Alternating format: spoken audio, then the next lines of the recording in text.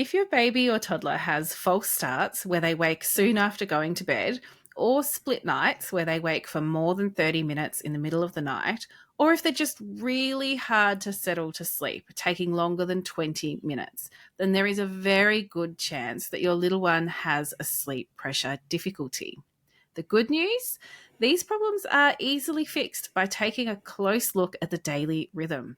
That's why we dedicate an entire chapter of Sombals specifically to mastering sleep pressure. When sleep pressure challenges are resolved, the door to easier settling and quieter nights swings wide open. Welcome back to Brand New Little People, the podcast companion to the Sombal Pediatric Sleep Clinic programs created by us. I'm Dr Fallon Cook and I'm here with Dr Laura Conway, and we're the directors of Infant Sleep Australia. Laura, how was your weekend? Yeah, it was good, thank you. Did a fair amount of bulk shopping and bulk cooking this weekend, so I'm feeling really productive. Nice. Yes. Awesome. Yeah. The freezer's stocked.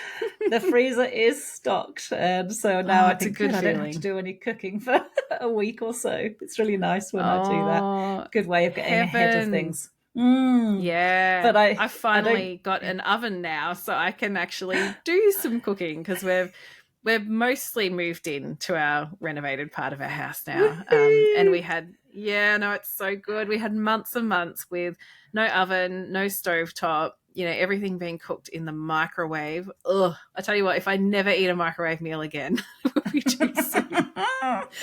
So it's just been so nice to cook things. And all the meals that we were actually really sick of, that we just had a million times before, are suddenly brand new again.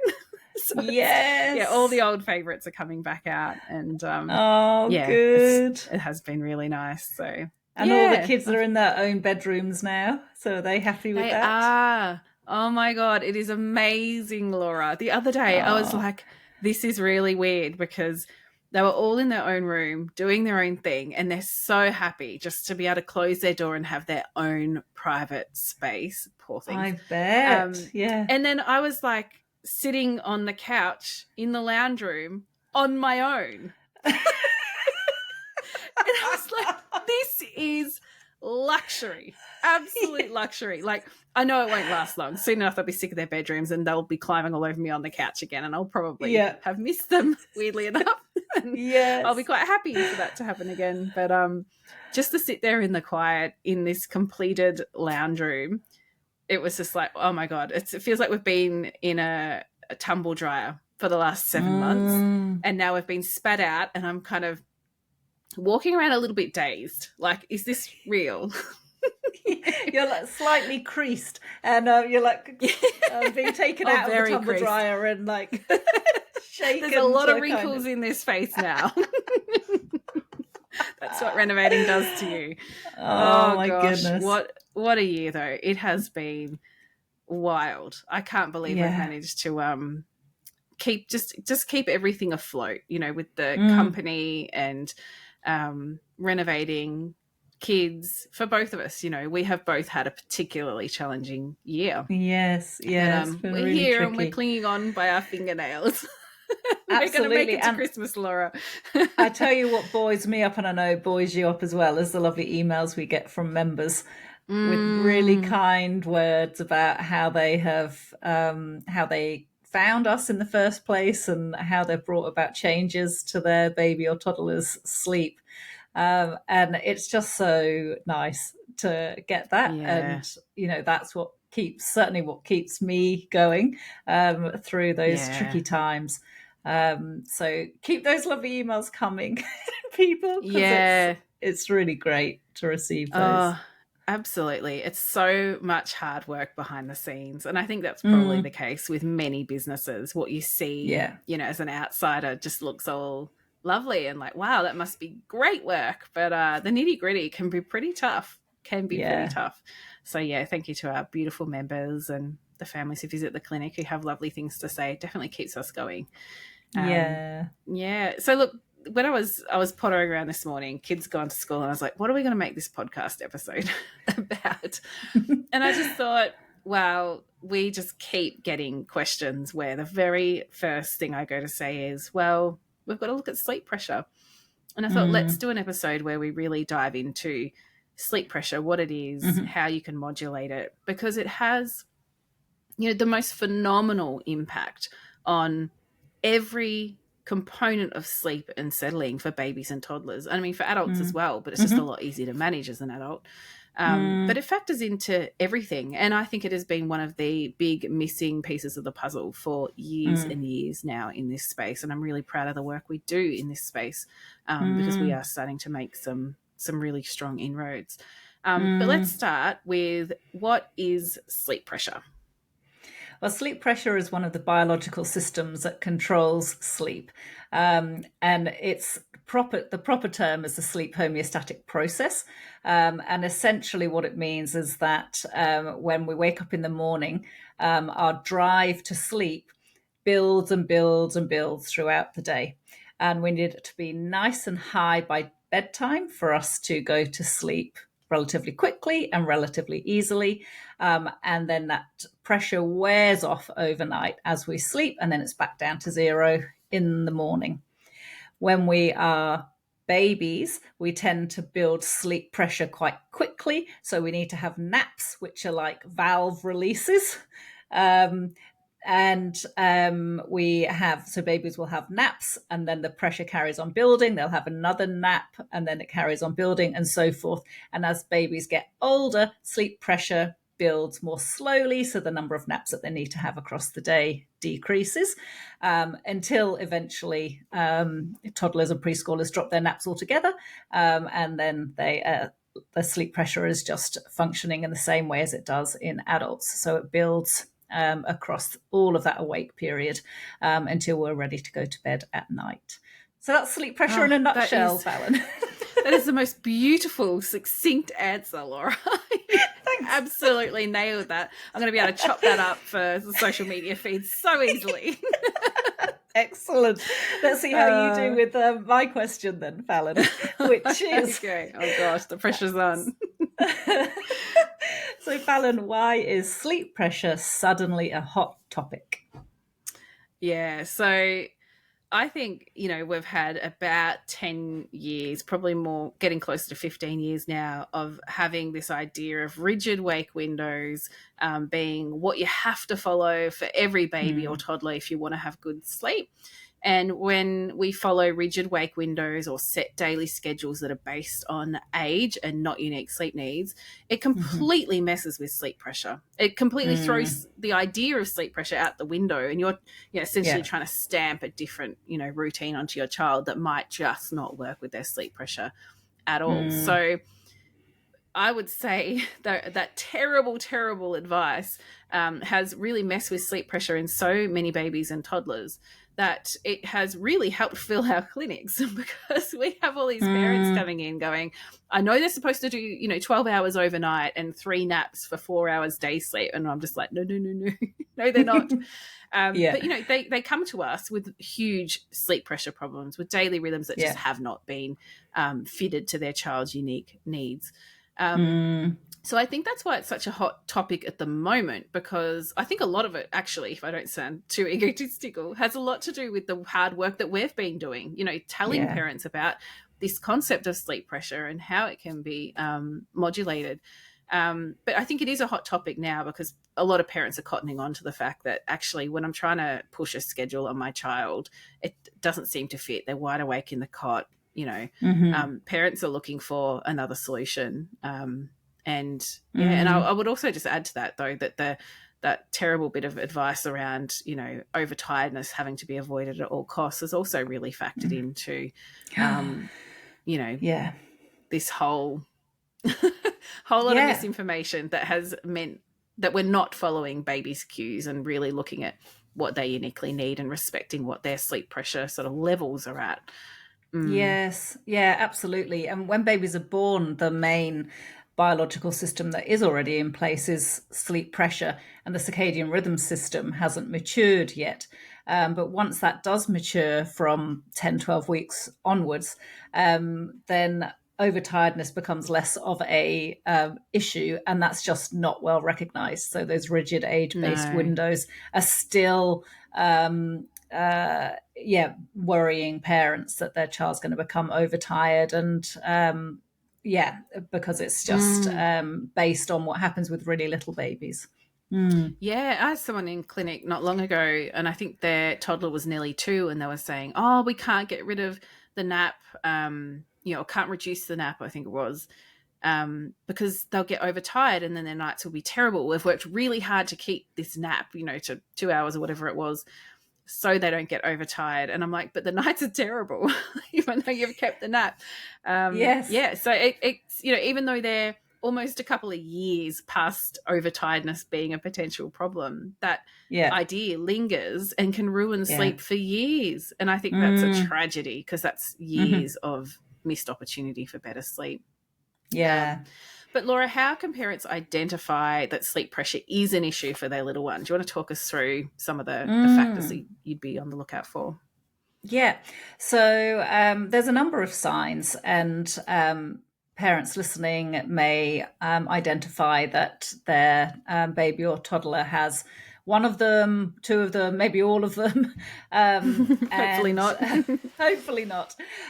So one of the key signs is that your child, your baby or toddler, is having false starts quite predictably. And maybe just once in a blue moon's neither here nor there, but if most nights you pop your baby down at bedtime and they wake up really soon afterwards, within the first hour or two of going down, before they are then able to do a long stretch of sleep, that tends to be a bit of a signal to us that perhaps the sleep pressure wasn't quite high enough at the point that you popped them down at bedtime.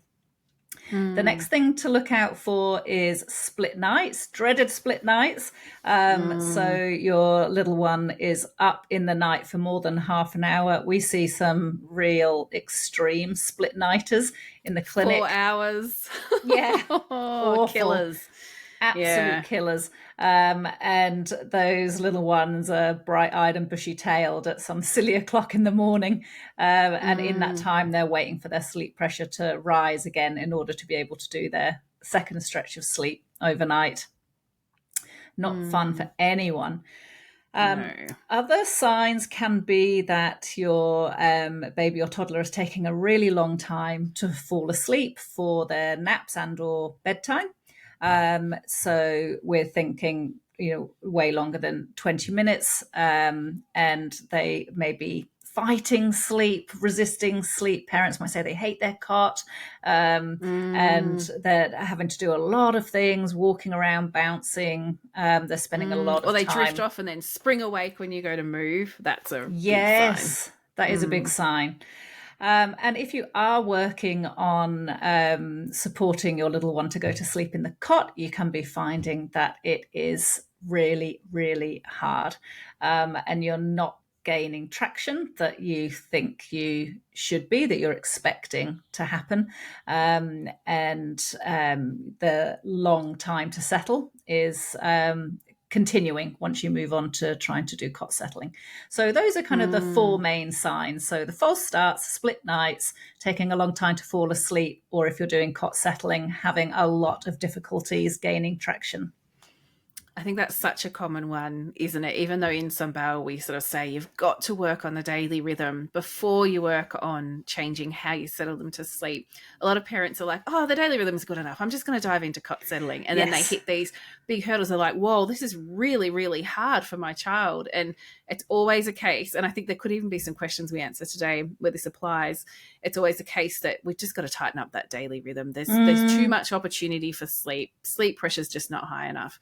I think that's a really, really common one. So if that sounds a bit like your little one, that you've just had this terrible time with cot settling, have a really close look at their daily rhythm. Use the unique sleep needs chapter in Sunbell to guide you, because that's what it's there for, to really help you really specifically tailor the daily rhythm to your child's unique needs. And I think that is just, you're on the money when you're doing that. Yes. Everything gets so much easier. Yeah, it does. So what can parents do if they've worked out that sleep pressure is causing sleep difficulties, Fallon? Yeah, so definitely start by looking at how much sleep your little one is averaging. That's going to give you a pretty good clue about what their sleep needs are. So, a Mm, lot of parents will just track sleep in one of the tracking apps. If you use one mm, of those, just go and have a look at it now. What's the average across the last week? Because babies and toddlers are pretty good at making sure they meet their unique sleep needs. So, when we look at that average, it gives us a pretty good idea of what their sleep mm, needs actually are. And then you've got to think about the daily rhythm that they have. So, just to use an example, if let's just say you've got a 1 year old, they're averaging, 12 hours of sleep per 24 hours is their average. Maybe they're having 2 to 3 hours of naps. They go to bed at 7 mm, p.m. and wake up at 7 a.m. That'd be a pretty mhm, common scenario we would see in clinic. Then that total sleep opportunity that baby or toddler is having is adding up to 14 to 15 hours of sleep opportunity per day. So mm, they're not taking 14 or 15 hours, they're waking mhm, up constantly overnight, so they're getting far more opportunity to sleep than what they actually need, so they're just going to wake mm, up a lot. So in that mm, case, yeah, that baby's very likely to either be waking for, having a split night where they're awake for 2 or 3 hours in the night, or they might mhm, just wake up constantly for briefer wake ups. That's typically what we'd mm, see in their sleep diary. So in this scenario, what we would look at doing is fitting that daily rhythm to that little one's unique sleep needs. So just giving mhm, 12 hours of opportunity for the 12 hours of sleep they need. And then that can scare mhm, parents a little bit because often it means trimming down day sleep, adjusting bedtime and wake up time, and it's scary because at first it's going to feel really, really damn hard. Like your mm, baby or toddler might be super cranky in the daytime. Their nights probably won't improve straight away. But often after a week mm. of working towards a daily rhythm that fits their sleep needs, it does start to come together. Their nights improve. Yeah. They wake up more refreshed. They power through the day a bit more easily. But I fully appreciate that, it can be really overwhelming to approach these things because so Mm, often we talked about this, the last episode, I think, or the one before. So often babies and toddlers are stuck in a bit of a cycle where they have really tricky nights. They basically are starting the day with their sleep pressure already pretty high. So they're pretty sleepy. They seem to want to nap a lot. They're pretty grumpy. mm, Parents will say, no, they're really tired. They really need all that day sleep.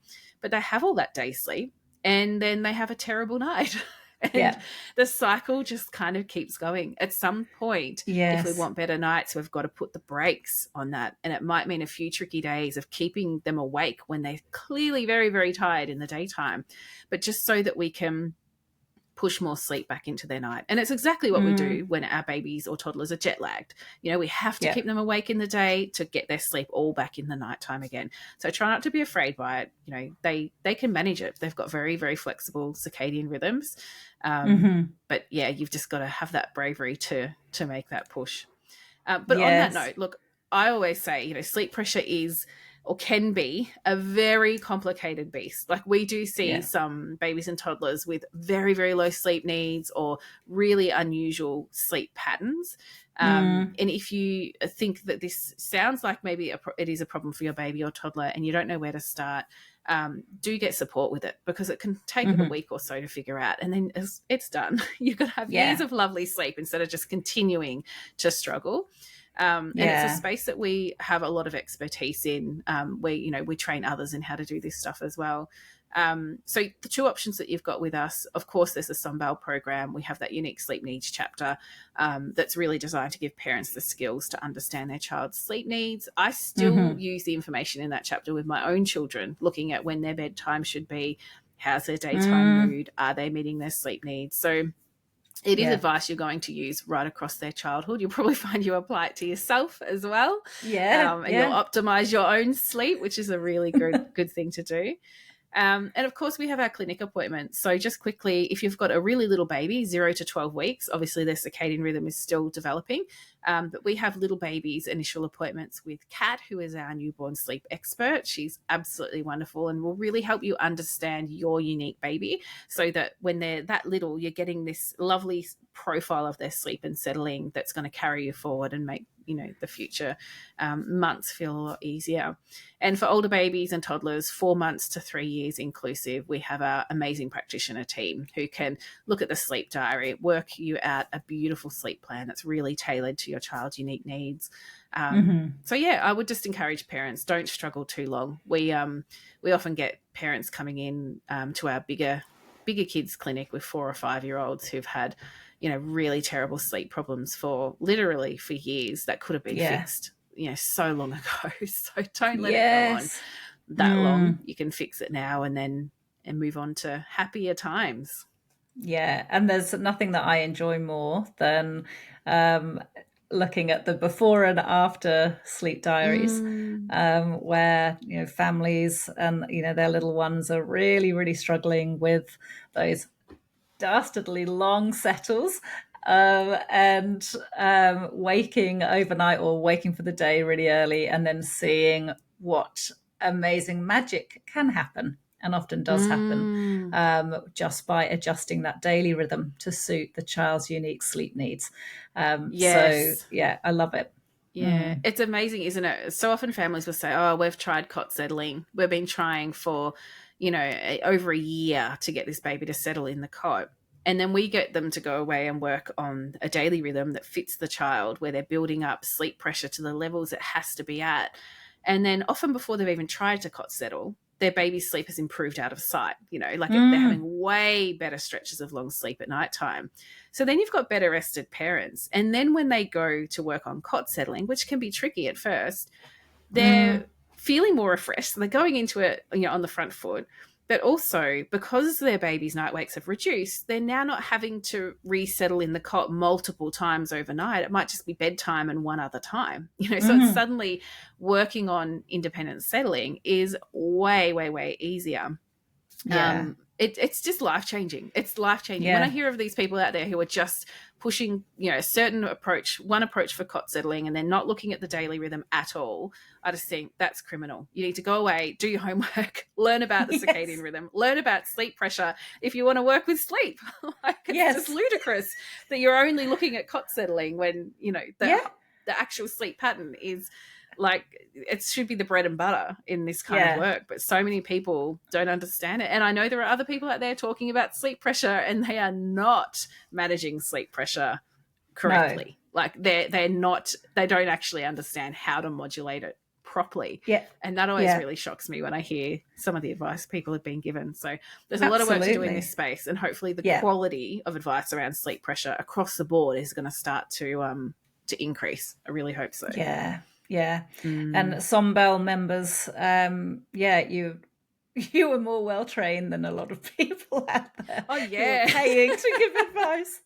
Yeah, it's so true. I reckon. Yeah. Absolutely.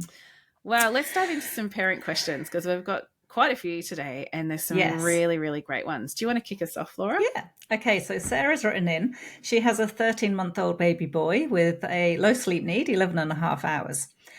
His overnight sleep is usually incredibly good and peaceful. Naps used to be great too, but for the last few weeks, naps have become an issue because he wakes after every sleep cycle. Sarah writes, we were on 2 naps, a longer one, an hour and 40 minutes, and then a shorter one for 40 minutes, and recently tried moving down to 1 nap for 2 hours, but that issue persists. Sometimes he can self-settle back to sleep after a few minutes, and other times he needs a bit of hand-holding and humming. Switching to 1 nap has not fixed the issue like they expected. So Sarah wants to know if it will just take some time for the new daily rhythm to settle and for this to resolve, or whether she should cut the overall nap allocation and move sleep to bedtime instead. Yeah, it's a really good question. So it depends how recently you made that change, Sarah. I would say you want to give it's such a big move to 1 nap. I'd say give it 1 to 2 weeks and then see, all the cards have settled. Where have they landed? What's happening? And if it's consistently challenging for him to, link a couple of sleep cycles and take the longer nap, I probably would just, trim that nap to something that's more manageable, add that sleep to the overnight and see if that suits better. So it's totally fine to experiment a little bit. sometimes they just want a short nap and a longer night, and that works better. Others want a really long nap and a really short night, and that suits them better. And you're only going to find out what works by trying one way for a couple of weeks and then trying another way for a couple of weeks. So you're giving the circadian rhythm time to adapt, to see what works best.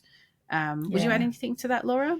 No, I don't think so. I think it's going to be a case of experimenting, but making sure that you're not chopping and changing from one day to the next so that you have a really clear understanding of what's happening, Sarah. Yeah. And with nights being so good, that's really positive as well. So it's not like he started to wake up overnight wanting to hold your hand like he does for the day nap. We definitely don't want that to start to become a habit either. So, No. yeah, I think keep experimenting. It's a good idea. Jess has an 8-month-old who, since starting the slow fade approach, can now settle in his cot for naps and bedtime. She hasn't yet completely phased out the patting, but thinks he's ready. Jess writes, I never thought we'd get this far, as he's been fed to sleep and contact napped since birth. Incredible. Yeah, that is incredible, Jess. Yeah, well done. well done. That's a phenomenal turnaround. But Jess says, however, he has never settled for his dad. He usually screams whilst his dad uses a few different approaches for 30 to 60 minutes, and then Jess takes over. She says they have 3-year-old twins, so it's really hard to persist. That's a common problem, actually, having older kids who get woken up. Jess says it's made it really hard to move to just one feed overnight. So he's feeding back to sleep twice because he's so tired by the time Jess comes in to feed him. He also wakes at 4 a.m., usually starting the day at 5 a.m. He averages 11 hours, 45 minutes per 24 hours. Jess would like him to sleep from 7 p.m. to 6 a.m., although even 5:30 a.m., she says, is fine. And she wants him to have 2 45-minute naps. Jess asks, how can we get him to settle better for my husband? How can we push that 11 p.m. feed later so he doesn't also wake for a second feed? And she wants to know, do I need to cap naps further to keep an earlier bedtime? And should we be working on cot settling overnight? Gosh, this is a complicated one. I feel like this is a coaching call. I feel like this is a coaching call too, Jess. She might have. I haven't even looked. Who knows? Yeah. If you haven't, Jess, I'd be booking in because there's a lot of ground to cover. And what I'll do now, Jess, is just give you a really kind of whistle-stop tour of things that spring to mind. But it does sound like there's a lot going on, particularly having 3-year-old twins to juggle as well. That really makes things hard. So first up, just looking at the amount of sleep that you are offering your little one. That's 11 hours overnight and then an hour and a half during the day. So that exceeds the amount of sleep that he's averaging at the moment, because that's 12 and a half hours that you're offering your 8-month-old. And you've stated that he's averaging 11 hours, 45 minutes. So I'd be first of all thinking there's probably a sleep pressure issue going on, particularly because he is up for, if that's twice overnight for up nearly an hour each time. And sometimes waking at 4 a.m. Waking at 4 a.m. being really, I know in the longer email Jess sent, he's really restless from 4 a.m. and then they eventually just throw in the towel at 5. So those are 2 flags that sleep pressure might not be high enough. So I would be thinking that, if 5:30 is fine for you, Jess, I would never force a 5:30 on anyone. But if you're all right with it, then I would be thinking an earlier wake up and probably needing to push that bedtime a little bit later as well. Quite a bit later. Yeah. Quite a bit later. And the naps, 1 sleep cycle each would probably be as much as you could offer your little one. At this point, you can't be on any fewer naps at 8 months, so I would not be saying that we need to drop any naps down because that wouldn't be appropriate. And also, we do just want to be thinking about the naps being roughly a sleep cycle. So I wouldn't be suggesting shortening either of the naps to less than at least 1 whole sleep cycle. What other questions haven't I covered there? Well, there's the one around how to get him to settle better for the husband. And yes. I think it mentioned in there he uses a few different approaches. So I Mm. would say from that baby's perspective, he's thinking, well, as long as I keep up a really mighty fight, dad will try different things and eventually mum will come in and feed. So Yeah. actually, I hate to say this to parents, but it sounds like you're motivating him to keep crying, because that's the experience of Mm. the baby. They're going, well, if I keep crying, dad will try different things, maybe there'll be something else offered I haven't experienced yet, and eventually mum will come in. And that's just a Mm. rotten cycle to be caught in, because they just Mm-hmm. escalate really quickly. Yeah. It's really tough. So we just need one consistent approach. And I think definitely he's 8 months old. Offer 3 solid meals per day, drop to 1 feed at offered at maybe 1 a.m. or later. You're going to have a couple of Mm-hmm. tricky resettles. He's not hungry. He's fine. He's 8 months. Circadian rhythms matured to the point where he's very unlikely to be hungry overnight. So dropping to 1 Mm-hmm. feed is perfectly fine. Mm-hmm. Is that what you would suggest, Laura?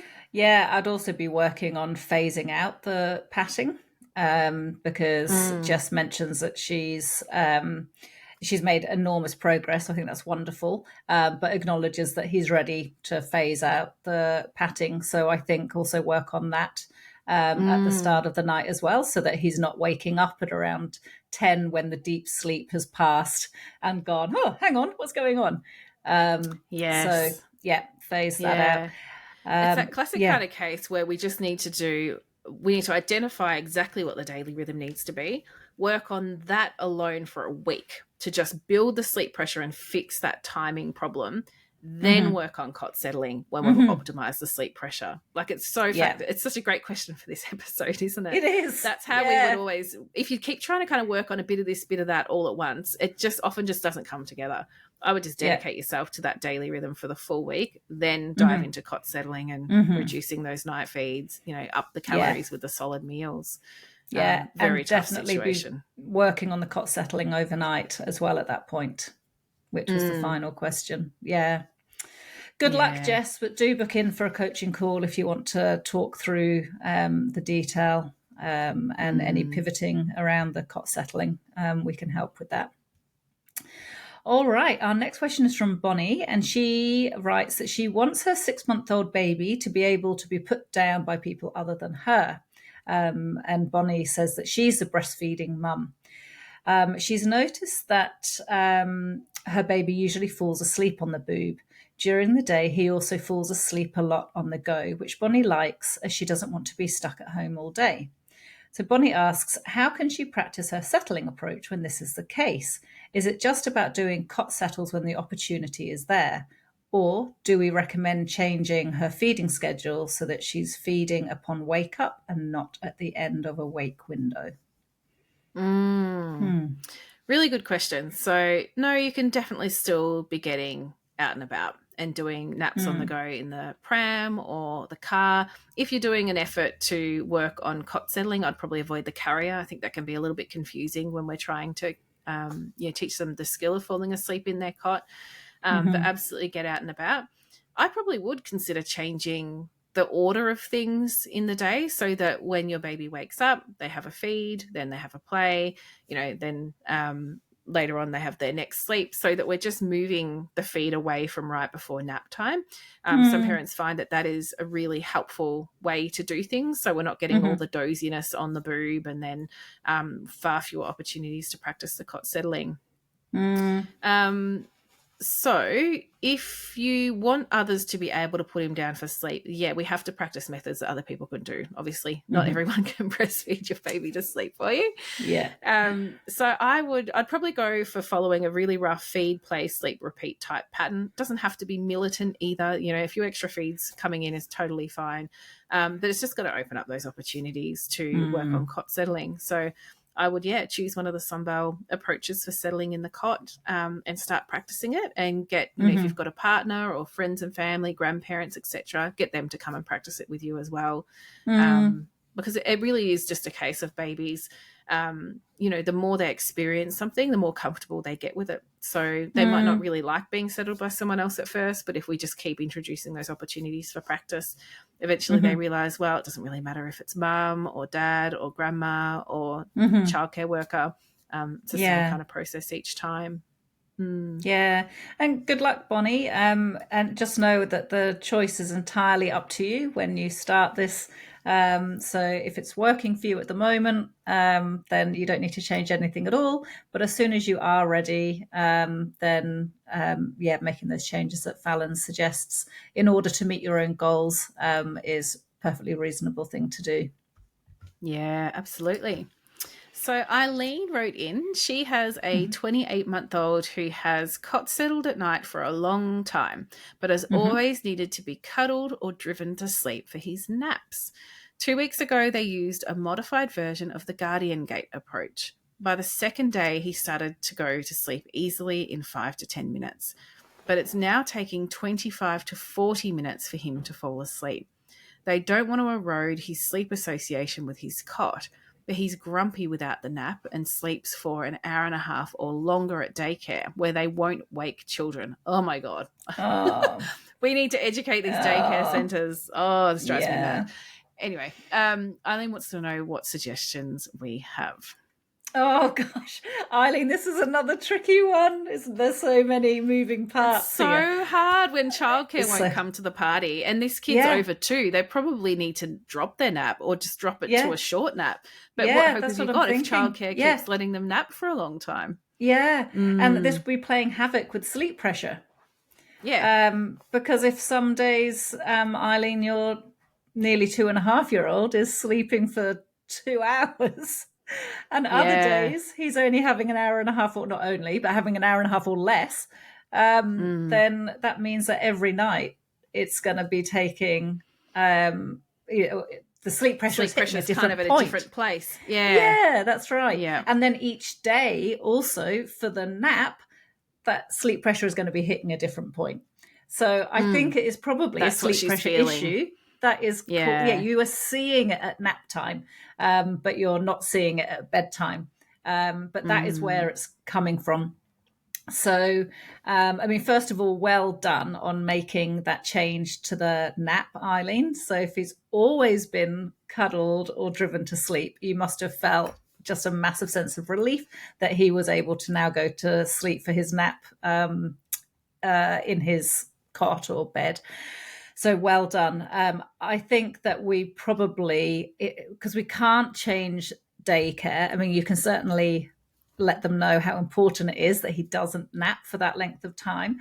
I'd be working out what his average sleep duration is and looking to move bedtime. So if daycare will not come to the party and will not wake him, every day you need to know how long he's napped for so that you can move bedtime later. I think that's going to be the best Mm. course of action.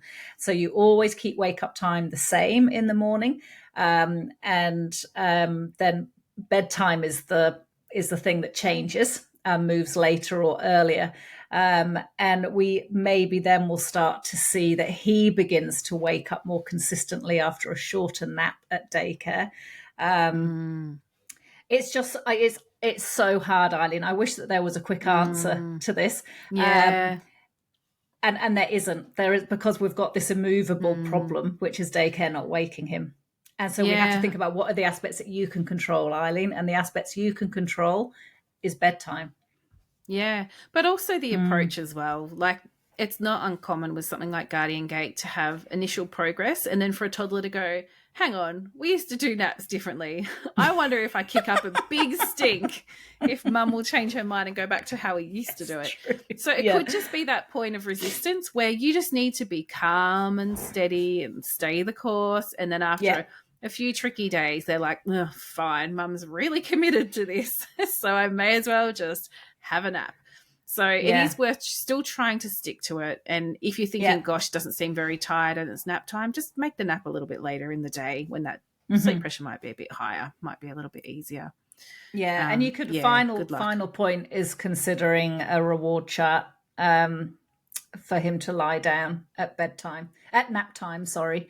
Mm, At 28 months, it may or may not work, but have a think about whether that would work for your 2.5 year old Eileen. If it will, mm, then check out the reward chart. You can still be using the Guardian Gate, but at the end of when he wakes up from the nap, he gets a sticker and a little gift. And you go, well done, that was so good. You going to sleep Yeah, the goal could be quietly. staying in your bed and not jumping out of bed. Yeah, Yeah. Yeah. That's a great idea. All right, good luck, Eileen, and book in for a coaching call if you want to discuss any of those kind of motivation ideas in more detail. All right, our next question is from Melanie, who has a 5-month-old baby, with a low sleep need, just 11 hours. Melanie reports that she was also a low sleep need baby when she was young. So she's wondering whether low sleep needs is generic, and also whether such babies' sleep requirements plateau or do they continue to decrease significantly. She's got another question as well, which is that she's finding that although her baby settles independently at bedtime, at nap time she protests. So a bit similar to some of the earlier questions we've answered. So Melanie's been laying with her 5-month-old on the cot mattress, hushing and patting her to sleep. She wants to know whether she should also be doing that at bedtime to help her learn to self-settle, even though she is actually self-settling at bedtime. Melanie can pop her down in the cot and just walk out at bedtime. It's just nap time that it is the problem. Yeah. So there's a few things there, Fallon, to answer. Yeah, let's start with the settling. So I would, if this baby entirely puts themselves off to sleep at bedtime, but for naps they're wanting more support, just check in on that daily rhythm. With a low sleep needs baby, it's very easy to have sleep pressure too low and then tricky settles happening. It might be that we wait another 10 minutes or 15 minutes before they get put down for their nap. So you're looking for a collection of lots of tired signs, not just one tired sign popping up. And then you might find that with settling, you can be way more hands off and you can leave the room for the naps as well. If the other thing I would be thinking too is don't get in the cot, don't get on the cot mattress. You can still pat and shush from sitting beside the cot and put your hand through. Some babies get very used to having a parent in the cot, and very soon your back is going to be killing you, Melanie, and you won't want to be in there. So try and make that move to a chair beside the cot. So I hope that answers that part of the question. Sleep needs, we think are genetic. I actually, to be completely honest, I need to brush up on the recent research. I know there have been some papers come out looking at genetics and sleep and sleep averages and things like that. And I just haven't had time to sit down and really dive into them. But there does appear to be a link genetically. And I know we see it in the clinic, don't we? With We dad do. who says, yeah, I dropped my nap when I was 12 months old or something. You're like, yeah, well, that's where your baby gets that from. So that's right. There definitely seems to be a link there. There have been some wonderful research papers looking at trajectories of sleep needs over time. And so for the majority of babies, their sleep need gradually declines over time. Some babies plateau and just sit on the same amount of sleep, and some babies actually have a gradual increase in sleep, the total sleep that they need. We don't know what trajectory babies are on, but my feeling from what I see in the clinic is when babies start with a low sleep need, they're either going to plateau or it might slightly increase over time. It's probably not going to drop much further, and certainly probably not until the toddler years. That's usually what we would see. So cross your fingers, Melanie. I'm hoping that you'll start to get a little bit more sleep creeping in there over time. Does that cover it all, Laura? Did I forget anything? Yeah, no, you got it all. Well done. Good. Excellent.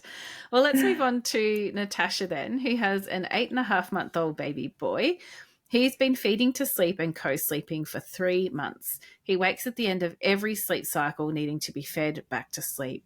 He moves a lot in the bed, some nights seeming like he is rolling from one side to the other every few minutes, and is hard to soothe. This makes it hard to calculate his sleep needs, as some nights it seems like he's awake more than he's asleep. Oh, ouch. My heart hurts for Natasha. Natasha says they've worked on sleep pressure by moving him to 2 naps in the day for 2 to 2.5 hours, a 7 p.m. bedtime, and a 6:30 to 6:45 a.m. wake up. It also makes it hard to know which settling approach to use. She's gravitating towards the slow fade, but is not sure how to start the new sleep associations in regards to the overnight frequent wakings, as these are usually very quick little suckles. What advice do you have, Laura? This is a big one. This is a big one as well. An initial appointment with all the bells and whistles. It's a tricky one. It's a doozy. Look, Natasha, aside from booking a coaching call or coming to see me in clinic or one of other wonderful practitioners, the very first thing that jumps out at me is the sleep behavior that you're describing for your baby and Mm, how he's rolling around a lot every few minutes and you're not sure when he's asleep and when he's awake. I think that probably warrants a chat with the GP. mm, When a baby is that active at this age, um, I just want that to be checked out, that there isn't anything going on, just to check out the breathing, yeah, the tonsils, tonsils, adenoids. adenoids. Yeah. Mm, Because we would be expecting some periods of calmness. And if he's that mm. active, yeah.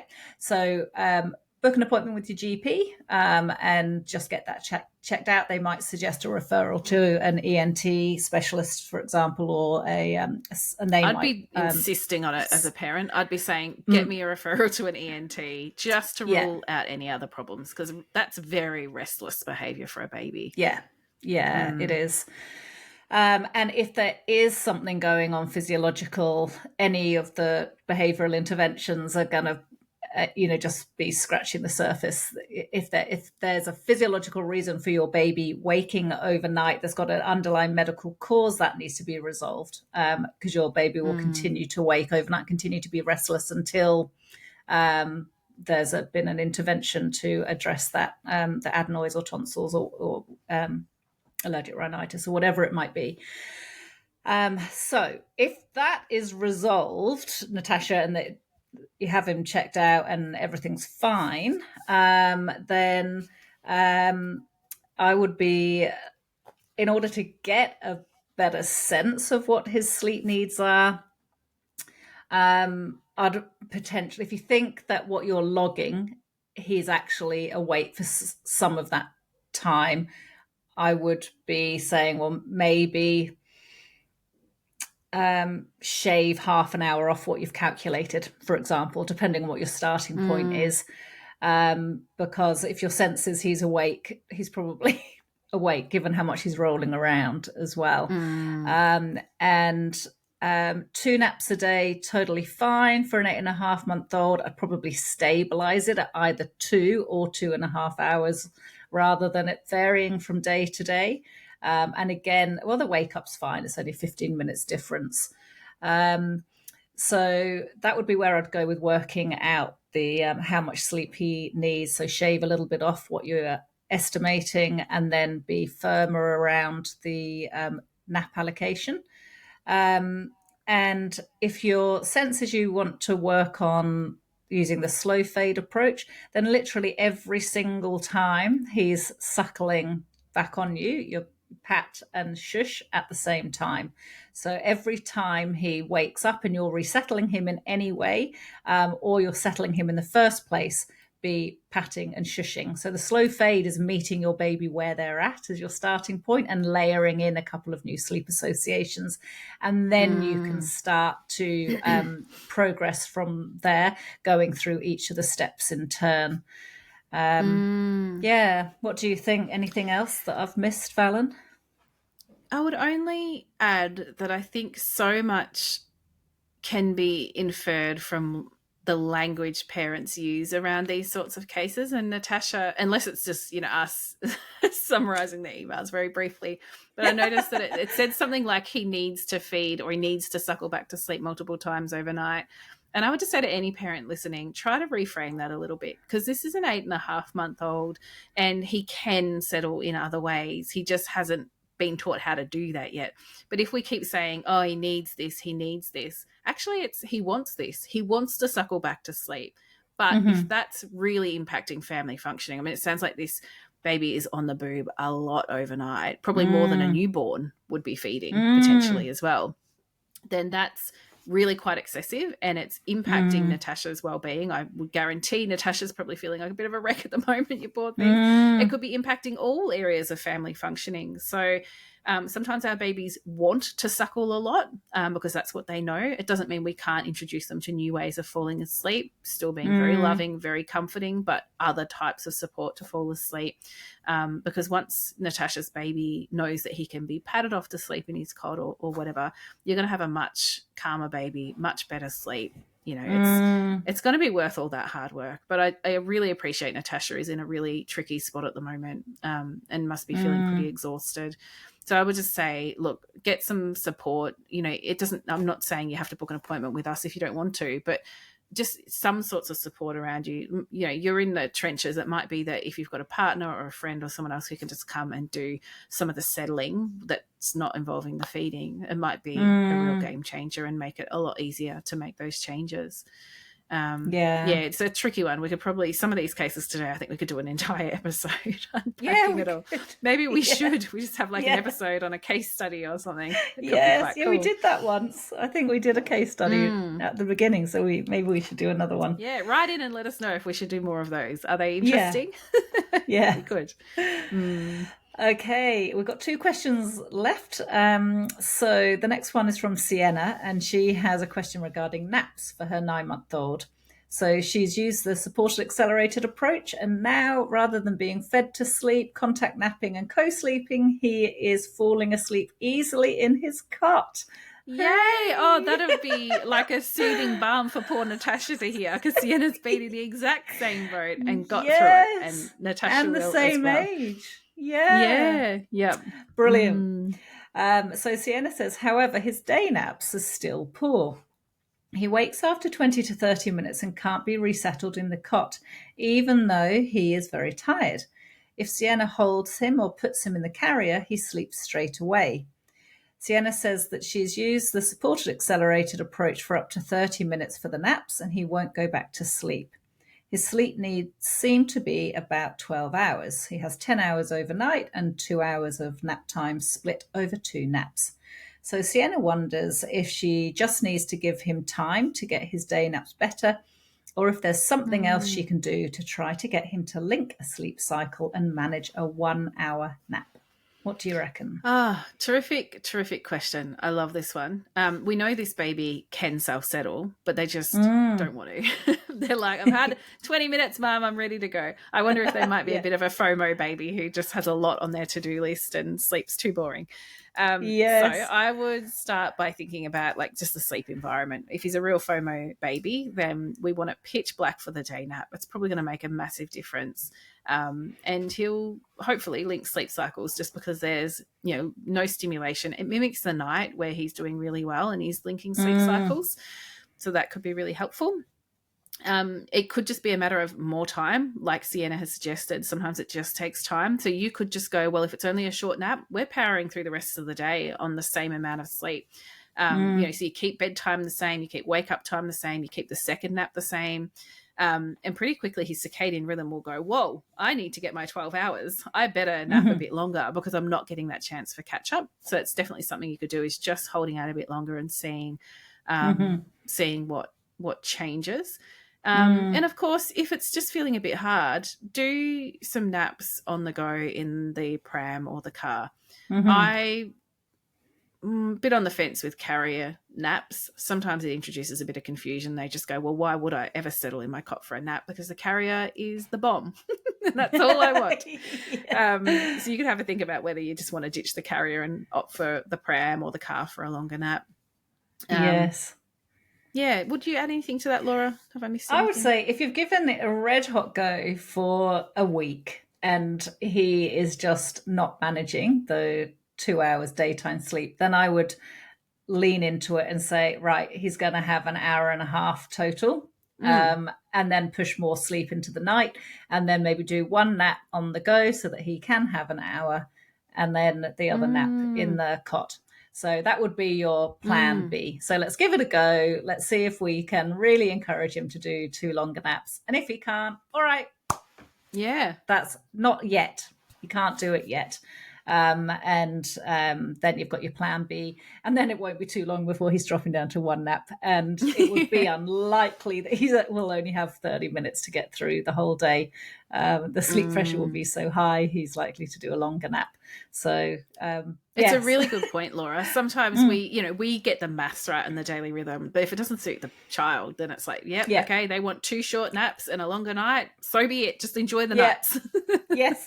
And as long as they're happy Yeah. during the day, on Yeah. short naps, then that's okay. We have to listen to our babies' Mm. bodies and what they're telling us. We can try so far, Yeah. and then we have to go. All right.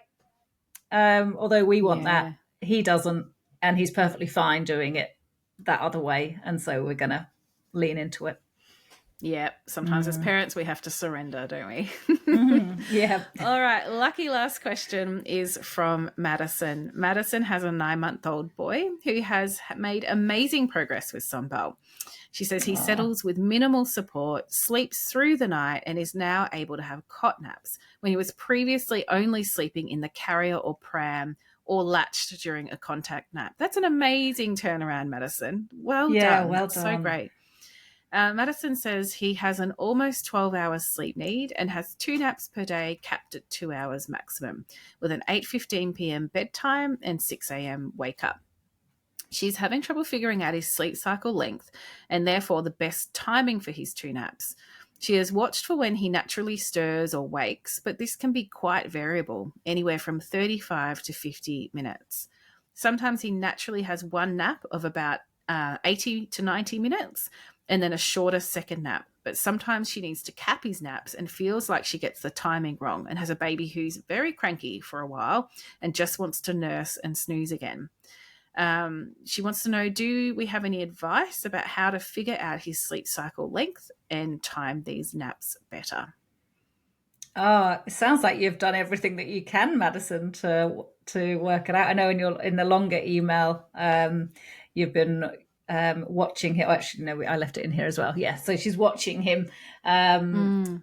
stirring, and it just is different times. So I suspect it is probably at the longer Mm. end. I think it probably is more like 45 to 50 minutes. Yeah, well, if a longer nap is 80 to 90 minutes, it makes me go probably 40 to 45 is going to be on the money. Sometimes it comes Yes. down to experimenting, doesn't it? Waking them up at a slightly different time and then going, how's their mood now? Yes. Mm. Yeah, and look, sometimes for some babies they are very sensitive to being woken mid-cycle, even if it's only a minute or Mm. two out, and they can be really grumpy. And others really couldn't care. Like you could actually wake them from deep sleep, and they'd be like, "Oh, Mm. Bing, all right, that's okay, fine, Let's go. let's go." So I think it probably is a case of experimenting and getting quite granular with it. So what's he like when you wake him after 39 minutes? What's he like when you wake him after 40, 41, 42? And when I'm saying what's he Mm. like, thinking about how long it takes him to warm up once you've woken him. What time is he really wanting to nurse and snooze again? Avoid that time. Mm. And yeah, just keep experimenting. Just have a little piece of paper where you note down the minutes and cross them off as you try it out, Madison. And good luck. Let us know how you get on. Did you have anything Yeah. else to add, Fallon? No, I think No. that's a really awesome summary, Laura. And well done to all of these parents. Like some of you have come a really long way. Some of you are just starting out on your journey. And Mm-hmm. I just think just hold on to hope. There's going to be little bumps in the road ahead. Maybe you're feeling like Mm-hmm. you're really stuck in the trenches, but you absolutely can turn sleep around. And if you're really struggling, just reach out for that support. I can't stress it enough.